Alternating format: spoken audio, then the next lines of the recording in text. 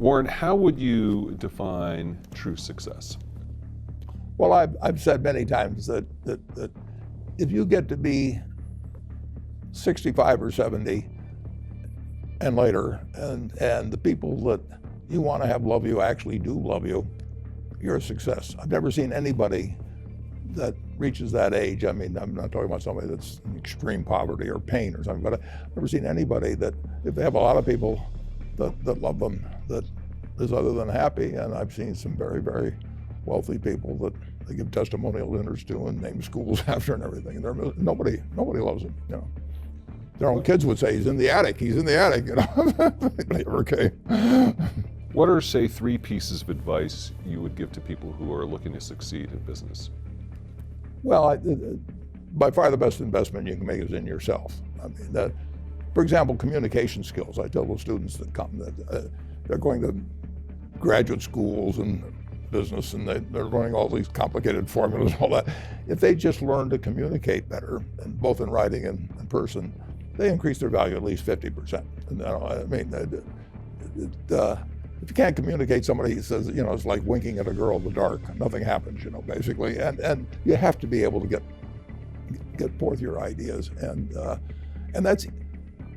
that's relatively easy. I did it myself with the Dale Carnegie course. Some people wish I'd taken a shorter course now in terms of my talking later on, but it's just hugely important. And if you invest in yourself, nobody can take it away from you. I mean,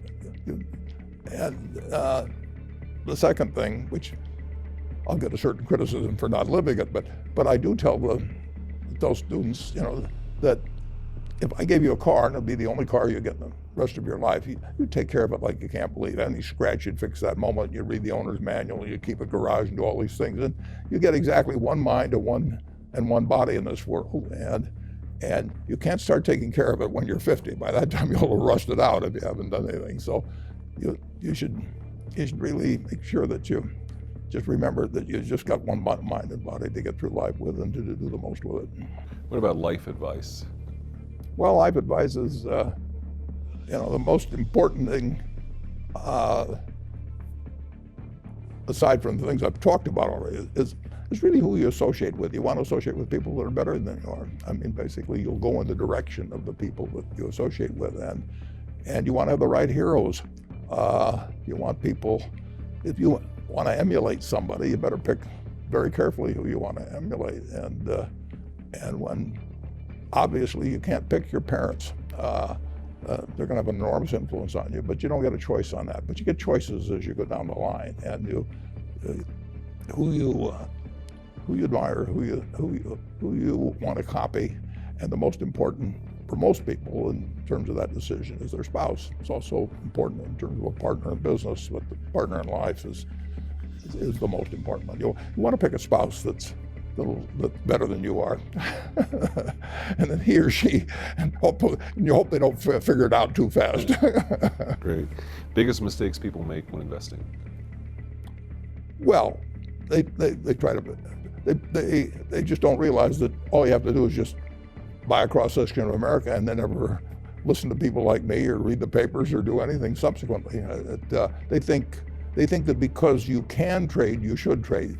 You buy a farm, you buy an apartment house, you can't resell it tomorrow, and you know the cost of moving around. Now you get something handed to you, liquidity, you know, which is instant. You can sell, and the cost of doing it are pennies, you know, compared to other kinds of investment activity. So because they can so easily move around, they do move around, and moving around is not smarter than investing. You have a pretty cool morning routine regarding what you have for breakfast and how prosperous you feel. What is that? Well, I now actually send somebody over to McDonald's usually to get me something. Since the publicity I got from earlier describing my habits at McDonald's, I now have somebody go in the office, but that was more for entertainment value. I eat exactly what I like to eat. If I liked it on my 6th birthday, and my 6th birthday party when we had hot dogs and hamburgers and Coke and ice cream with chocolate, I still like it. And I don't care about anything subsequently. I discovered it all by the time I was 6. if somebody offered me a deal when I was 20 and said, you're going to live 1 year longer, instead of living to 88, you'll live to 89 or whatever it may be, if you eat nothing but broccoli and Brussels sprouts and onions and all these things. I just said, I'll take the last year off. It probably won't be that good anyway. So I eat what I like to eat. I'm not venturesome in that area. I like how you lumped in onions with broccoli and Brussels sprouts. Well, Never heard that. I just don't happen to like onions, but no, I don't put them in the same category. Okay. You and George H.W. Bush, I think. Is business school worth it? Depends on the person, and much more than it depends on the school. I mean, I wouldn't worry. Some people are going to get a lot out of advanced education, and some people are going to get very little. And I don't even think it's important that every person go to college at all. I mean, we have all kinds of jobs at 70 or so thousand a year, 80,000 a year that college training is not of use. And I actually was not keen on going to college myself. Yeah, my dad kind of jollied me into it. He could get me to do anything. But if they'd had an SAT test in those days, he would have taken the test for me. but because I knew I could have a good time, and I liked investing, and I didn't really feel I could read the books. So I don't, it's a big commitment to take 4 years, and the cost involved, and maybe the loans involved, and everything. I think, depending on what your interests are in life, I don't think it's for everybody. I think it's for a lot of people, but there ought to be a reason you're going, and I didn't really see much reason. All right, last question. So lightning round, so it's a few. Do you ever drink water? Only under duress. What is your favorite all-time song, Warren? It's undoubtedly, it's My Way. What about movie? Favorite movie? Well, I like The Bridge on the River Kwai because of there were a lot of lessons in that. Plus, it was enormously fascinating.